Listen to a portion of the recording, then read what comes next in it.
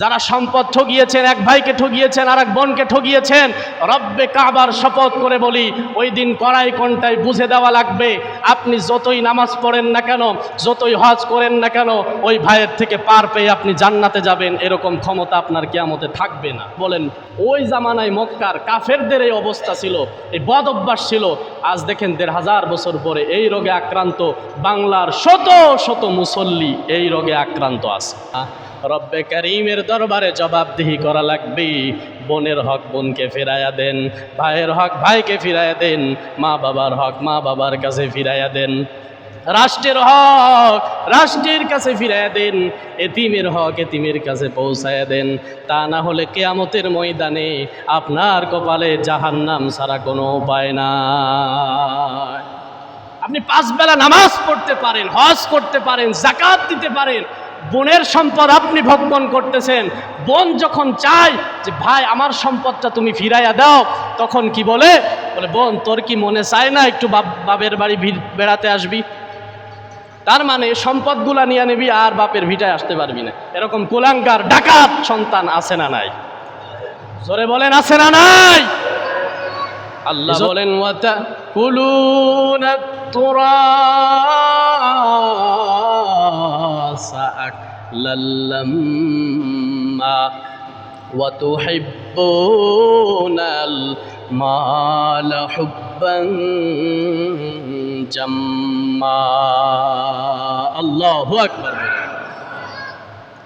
দেখেন তো এই চরিত্রটা আমাদের ভিতরে আছে কিনা? আল্লাহ বলেন 2 নম্বর বদ অভ্যেস মক্কার মুশরিকদের ছিল, মক্কার কাফেরদের ছিল। ওয়াতাকুলুনা তুরাসা আকলাল লাম্মা। আল্লাহ বলেন পরিত্যাজ্য সম্পদ, পিতৃর পরিচ্ছাদ্য সম্পদ, বাবার রেখে যাওয়া সম্পদ তোমরা নিজেরাই ভক্ষণ করো। বাংলার জমিনে এমনও ঘটনা আছে, এক ভাই ভালো বুঝে টাই লাগাইছে। কি লাগাইছে? শিক্ষিত, টাই লাগাইছে। আর এক ভাই বুঝে না, ওই না বুঝার কারণে শিক্ষিত ভাইটা হাজার হাজার কোটি কোটি টাকার সম্পত্তিগুলা নিজের নামে লিখে নিছে। এরকম আছে না নাই? আমার ভাইয়েরা, বাবা মরে যাওয়ার পরে সম্পদ থাকে, এই সম্পদগুলা বোনেদের মিরাজ। আল্লাহ পাক রব্বুল আলামিনের যেই বিধান রয়েছে, ছেলে সন্তান পাবে 2 ভাগ, মেয়েরা পাবে 1 ভাগ। আল্লাহ রব্বুল আলামিনের যেই বিধানগুলো আছে, এই বিধান মতে আমরা অনেকেই এখানে চলতে পারি না। ঠিক কিনা জোরে বলেন? আমার ভাইয়েরা, ওই যে আল্লাহ বললেন তোমরা এতিমের সম্পদ ভক্ষণ করবা না। যারা এতিমের সম্পদ ভক্ষণ করে, আল্লাহ বলেন এরা আসলে সম্পদ ভক্ষণ করে না, এরা জাহান্নামের আগুন ভক্ষণ করে। দুনিয়ার জমিনের মধ্যে এমনও হাজি আছে 5 বার পিএইচডি করছে, হাজি 5 বার হজ করেছে, 10 বার হজ করেছে, 20 বার 100 বার হজ করবে। সে হজ করতে রাজি, কিন্তু বোনদের সম্পদগুলো বুঝে দিতে রাজি না। আছে না নাই? বোনদের সম্পদগুলো সে কি করবে না? দেবে না। সে হজ করতে রাজি। আল্লাহ বলে তোর মতো গর্দবের হজ আমার দরকার নেই। আমার ভাইরা, যার যারটা তার বুঝাইয়া দাও। তোমার যতটুকু আছে তুমি ওই নিয়ে সন্তুষ্ট থাকো। যদি কম পড়ে যায়, আল্লাহ বলেন রিজিকের সংকীর্ণতা দিয়ে আমি আল্লাহ পরীক্ষা করি। ওই সময় কিছু গোলাম আমি আল্লাহকে দোষারোপ করে, কিন্তু না, তোমাদের জন্য দোষারোপ করা উচিত নয়। যেই হালাতেই থাকো না কেন, ধৈর্য ধরা লাগবে। আবার কিছু বাবা আছে সন্তানদেরকে এমন মোহাব্বত করে, ছেলে সন্তান নাই, মেয়ে সন্তান আল্লাহ দিয়েছে, ওই মেয়ে সন্তানকে এমন মোহাব্বত করে নিজের জায়গা জমি সবগুলা মেয়ের নামে লিখে দেয়। এই রোগে আক্রান্ত মানুষ বাংলার জমিনে আছে না নাই? কথা বলেন না কেন? এই এলাকায় তো নেই। আমি এই এলাকার কথা বলতেছি না, অন্য জায়গার কথা বলতেছি। এমন এমন মানুষ আছে, মেয়েকে এমনভাবে মোহাব্বত করেছে, সব সম্পদগুলো মেয়ের নামে লিখে দিচ্ছে। অথচ আল্লাহ পাক রব্বুল আলামিন সম্পদের যে বন্টনের কথা আল্লাহ দিয়েছেন, বলেন তো ইসলাম পূর্ণাঙ্গ না অপূর্ণাঙ্গ? আরো জোরে বলেন, আরো জোরে বলেন। তাহলে সব জায়গায় আপনি আল্লাহর আইন মানলেন, কিন্তু সম্পদের জায়গায় মানলেন না।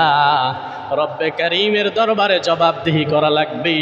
বোনের হক বোনকে ফিরাইয়া দেন, ভাইয়ের হক ভাইকে ফিরাইয়া দেন, মা বাবার হক মা বাবার কাছে ফিরাইয়া দেন, রাষ্ট্রের হক রাষ্ট্রের কাছে ফিরাইয়া দেন, এতিমের হক এতিমের কাছে পৌঁছায়া দেন।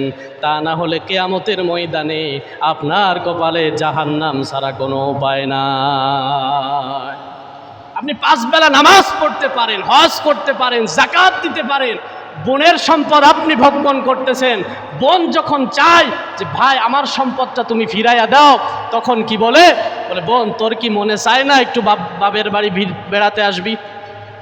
তার মানে সম্পদগুলা নিয়ে নিবি আর বাপের ভিটায় আসতে পারবি না। এরকম কুলাঙ্গার ডাকাত সন্তান আছে না নাই? জোরে বলেন, আছে না নাই? এজন্য মিরাস আল্লাহ যেটা বন্টন করেছে, আল্লাহ বলেন ওই জামানায় মক্কার কাফেরদের এই অবস্থা ছিল, এই বদ অভ্যাস ছিল। আজ দেখেন 1500 বছর পরে এই রোগে আক্রান্ত বাংলার শত শত মুসল্লি এই রোগে আক্রান্ত আছে। কথা বলেন ঠিক কিনা? আমার ভাইয়ের জন্য এমনও ঘটনা আছে, এতিমের মাল কেমনে ভক্ষণ করে। কষ্ট পাইতেছেন মনে হয়, কষ্ট পাইতেছেন, দায়িত্ব বলে দিতেছে। এতিমের মাল কেমনে ভক্ষণ করে? ভাইটা মারা গেছে, ভাইয়ের সন্তানাদি দুনিয়ায় আছে, এই ভাইয়ের সন্তানাদি ভাইয়ের কাছে আমানত। কিন্তু এমন কুলাঙ্গার সন্তান বাংলার জমিনের মধ্যে আছি, এই সন্তানগুলা যখন বড় হয়ে যায় এদের সম্পদগুলা বুঝে দেয় না, সব কিছু নিজের নামে লিখে নেয়। এরকম মানুষ আছে না নাই? আল্লাহর আদালতে জবাবদিহি করা লাগবে। আপনি 100 বার হজ করলেও আল্লাহর দরবারে কবুল হবে না। আল্লাহ বলেন মেয়েরটা মেয়ের কাছে বুঝায় দাও, ছেলেরটা ছেলের কাছে বুঝায় দাও। এমন কুলাঙ্গার বাবাও বাংলার জমিনের মধ্যে আছি। একটু এক ভাই ভালোবাসে, একটা সন্তান বাবারে খেয়াল করে আর একটা খেয়াল করে না, এ কারণে নিজে সব সম্পদগুলা ওই সন্তানের নামে লিখে দিচ্ছে। আছে না নাই? জোরে বলেন, আছে না নাই? আমার ভাইয়েরা এই রোগে আক্রান্ত যারা আছেন, এখন এই পর্যন্ত এখনই দুনিয়ার জমিন থেকে এর সলিউশন করা দরকার। কারণ এখন আপনি অন্যের পাপের বোঝা মাথায় উঠাবেন কেন? যেই সম্পদগুলো আপনার নিজের নামে লেখার কারণে আপনি জাহান্নামী হয়ে যাবেন, দুনিয়ার এই তুচ্ছ সম্পদ আপনার নামে লেখার কোনো প্রয়োজন নাই। ঠিক কিনা বলেন? এরপরে আল্লাহ বলেন ওয়াতুহিব্বুনাল মালা হুব্বান জাম্মা, সম্পদের প্রতি তোমাদের অনেক মহাব্বত আছে, অনেক মহাব্বত। সম্পদের প্রতি মহাব্বত থাকাটা গুনাহের কাজ না, কিন্তু অতিরিক্ত থাকাটা গুনাহের কাজ। ঠিক কিনা জোরে বলেন? আল্লাহ বলছে তোমাদের সম্পদের প্রতি মহাব্বত আছে অতিমাত্রায়, এই অতিমাত্রায় সম্পদের প্রতি মহাব্বত করবা না, এটাও অপরাধ। এরপরে আল্লাহ বলেন কাল্লা, কখনোই নয় যে সম্পদের জন্য তোমরা দুনিয়ায় মারামারি কাটাকাটি, ভাই ভাইয়ের সাথে দ্বন্দ্ব, আছে না নাই? বোনের সাথে ভাইয়ের দ্বন্দ্ব, আছে না নাই? এইরকম রাগে যখন বোন চাইছে সম্পদগুলা, তার প্রাপ্য অধিকার যখন চাইছে, ভাই কথাই বন্ধ করে দিছে। এরকম ভাই আছে না? এই রোগে আক্রান্ত যারা, আপনারা যদি কারো থেকে থাকেন তাহলে দুনিয়ায় এর সমাধান করে কবরে যান, না হলে জাহান্নামের আগুন ছাড়া আপনার কপালে কিছুই জুটবে না। আমার ভাইয়েরা, এরপরে আল্লাহ বলেন কাল্লা ইযা দুক্কাতিল আরদ, যখন জমিন টুকরো টুকরো হয়ে যাবে, ধ্বংস হয়ে যাবে, দাক্কান দাক্কা, ভূমিকম্পন এমনভাবে শুরু হবে, একটার পর একটা ভূমিকম্প। এই জমিন যার জন্য এত মহাব্বত, ভাই ভাইয়ের সাথে দ্বন্দ্ব, এক ভাই আরেক ভাইয়ের সাথে কথাই বলে না 5 বছর 10 বছর 20 বছর, আছে না না? এরকম এই জমিনগুলা সব ধ্বংস হয়ে যাবে। আল্লাহ সে কথা বলতেছে কাল্লা ইযা দুক্কাতিল আরদু দাক্কান দাক্কা, ভূমিকম্পনের পর ভূমিকম্পন আসবে, পাহাড়গুলা টুকরো টুকরো হয়ে যাবে, জমিনগুলা ধ্বংস হয়ে যাবে।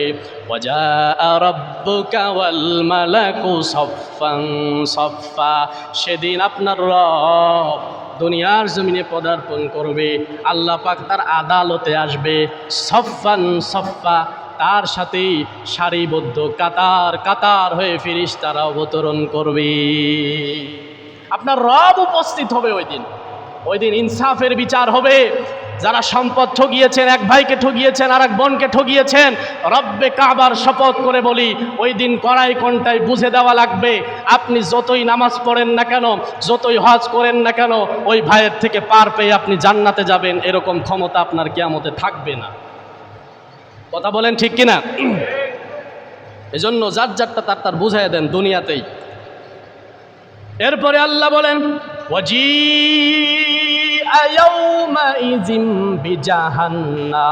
ওই দিন জাহান্নামকে উপস্থিত করা হবে। 70,000 ফেরেশতা, 70,000 শিকল, প্রত্যেকটা শিকলে ধরে রাখবে 70,000 ফেরেশতা। জাহান্নাম ছুটতে থাকবে, গর্জন দিবে। হাদিসের ভিতরে আসছে লম্বা কথা, জাহান্নামের একটা ঠোঁট হয়ে যাবে, মানুষ আকৃতি হয়ে যাবে, হাত হয়ে যাবে, পা হয়ে যাবে। জাহান্নাম কথা বলতে পারবে, আল্লাহকে ডাক দিয়া বলবে ও রব্বে কারীম, অপরাধীগুলা দাও, আমার পেটের মধ্যে ক্ষুধা নিবারণ করব। লম্বা কথা, ওদিকে যাব না।